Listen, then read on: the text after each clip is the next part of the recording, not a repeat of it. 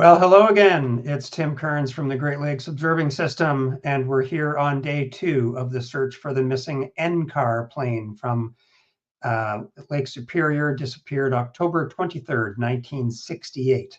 This is our third live stream. There's many others on our YouTube channel at GLOS.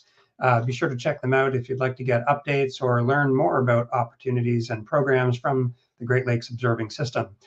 Today, we are corresponding with vehicles and boats in the field who are collecting data, looking for the missing plane. And this is a week-long survey that's going off on the south shore of Lake Superior, just west of Houghton, Michigan.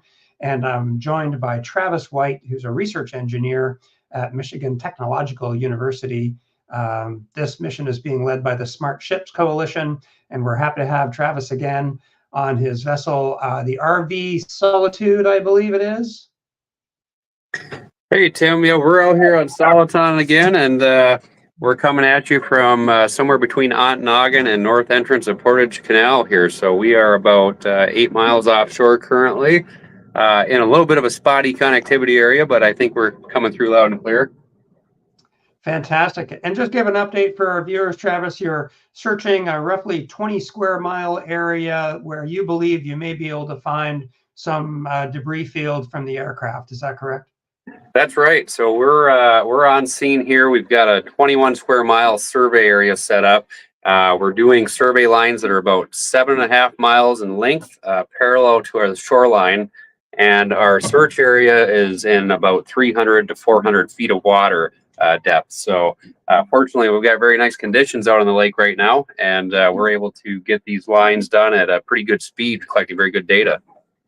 Actually, that's wonderful to hear that you've got great conditions. I'm going to show our viewers in a few minutes here what the conditions look like on Seagull, which is a application that you can use from the Great Lakes Observing System that gives you live conditions for what's going on in the Great Lakes at any given time. Water temperature, wind speed, a whole host of other parameters if you're interested.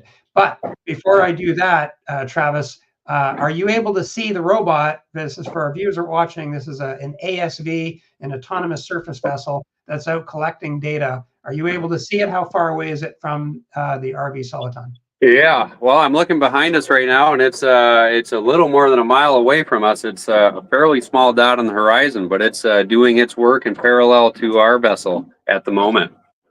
So this is a 26-foot, I believe, uncrewed vehicle that is robotically navigating by itself and collecting data as we go. That's right. That's 8 meter, and behind me here is the control station for this ASV. And right now, it's on its mission plan. So there's not an operator, on a joystick. It's actually running its mission autonomously at the moment. That's amazing. All right. Well, if there are people that are interested in learning more about that, we covered some of that on yesterday's live stream, and hopefully later today we're going to have a live feed from the data that's being collected in real time on the robotic vehicle. So tune in a few hours to see that. Yeah, Tim, I believe we may have pulled this up just in the nick of time to do a live feed now. According to Anthony, who's sitting behind me and operating our Norbit system. Fantastic.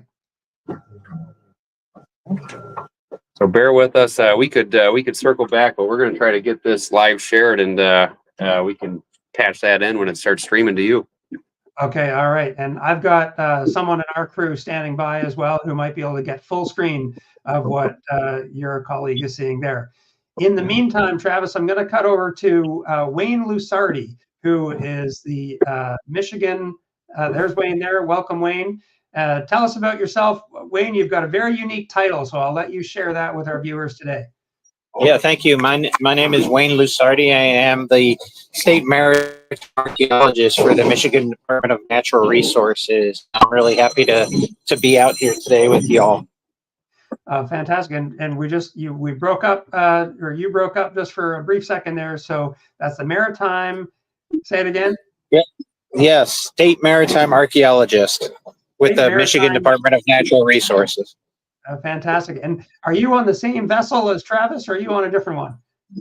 I'm on a different one. We got another crew on a second crewed vessel, and we're just immediately behind the ASV. So we're in that same vicinity offshore in about 300 feet of water.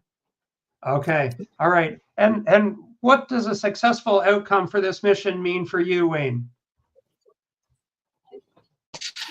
The basic objective is to find debris or find the missing aircraft from 1968 and be able to map that wreckage on the lake bottom and see how widely distributed it is.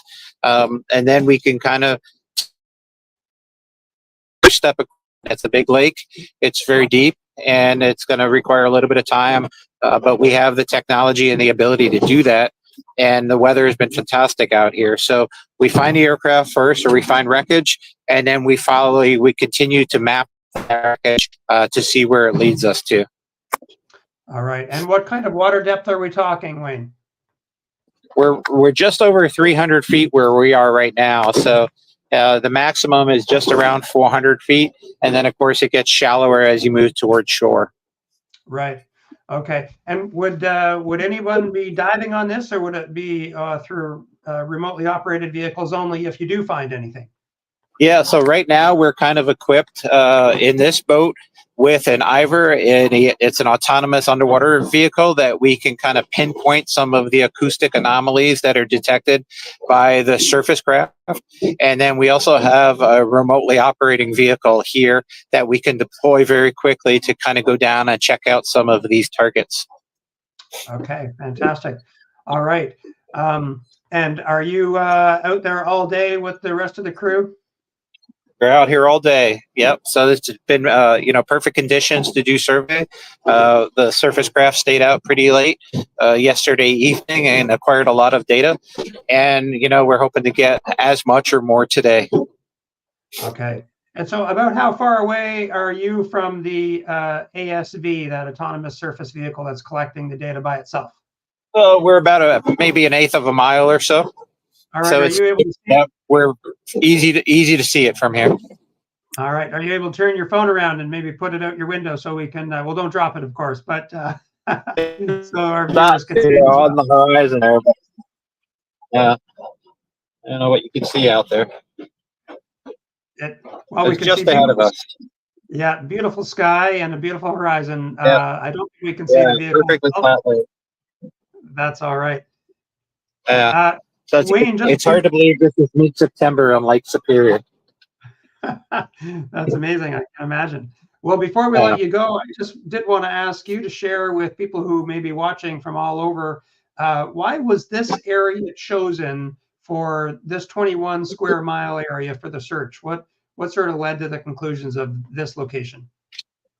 Yeah, so we looked at a lot of historic information, including Coast Guard reports, vessel logs, Civil Air Patrol logs, where wreckage was found, or currents and the wind was doing at the time of the accident, and sort of pinpointed this area as the most probable for finding debris from this aircraft. Some of the airplane parts from the Queen Air had been netted up in this vicinity by fishermen over the years. Other pieces have gone ashore just inshore of here in the Frida Red Ridge area.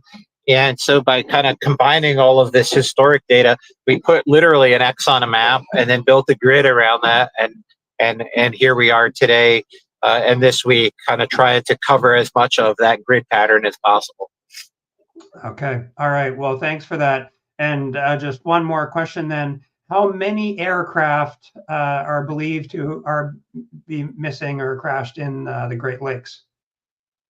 I have record for at least a little over 1,100 aircraft of all variety that have gone down into the Great Lakes. Very many of them have been found and very many have been recovered, but there's still quite a few that are still missing. Probably several hundreds are still missing. Wow. Fascinating and sobering thought at the same time.